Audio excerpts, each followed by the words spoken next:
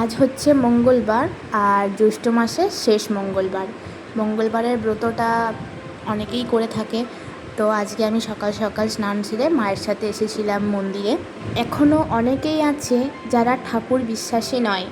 এই ব্লগটা তাদের জন্য। এই মন্দিরে পাড়ার কাকিমারা মোটামুটি ওই 12 থেকে 15 জনের মতো পুজো করায়।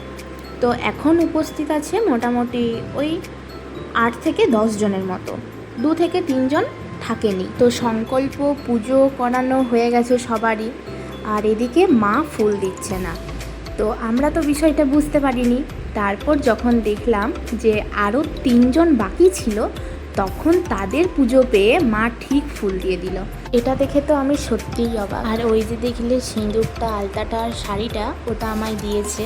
যাই হোক, মায়ের কাছ থেকে পাওয়া শাড়ি অবশ্যই পরবো। আর ভাগ্যটাও ভালো যে গিয়েছিলাম, পেয়েওছি। তো তারপর আমাদের শ্যাডোর জন্য একটা বেল্ট অর্ডার করেছিলাম, আর কালো বেল্টটাতে ওকে বেশ সুন্দর মানিয়েছে বলো। এখন আমি গাছ থেকে পেয়ারা পেরে খাচ্ছি। পেয়ারা খেতে আমি কতটা ভালোবাসি সেটা তোমরা জানো। আর ওই জানালা থেকে না ডালের মধ্যে ওই অত বড় বড় পেয়ারা দেখে আমি আর লোভ সামলাতে পারিনি। এদিকে আমাদের শ্যাডোর অবস্থা দেখো, আলু কাটছে, ও কাঁচা আলু খাবে। ও যে কী খায় আর কি খায় না সেটাই জানি না। তো এদিকে মা আমাকে আবার দুটো শাড়ি দেখাচ্ছে, এখান থেকে একটা পছন্দ করে নিতে বলছে। তোমরা দেখি গেস করে বলো তো আমি কোনটা নিয়েছি। দেখা হচ্ছে পরের মিনি ব্লগে।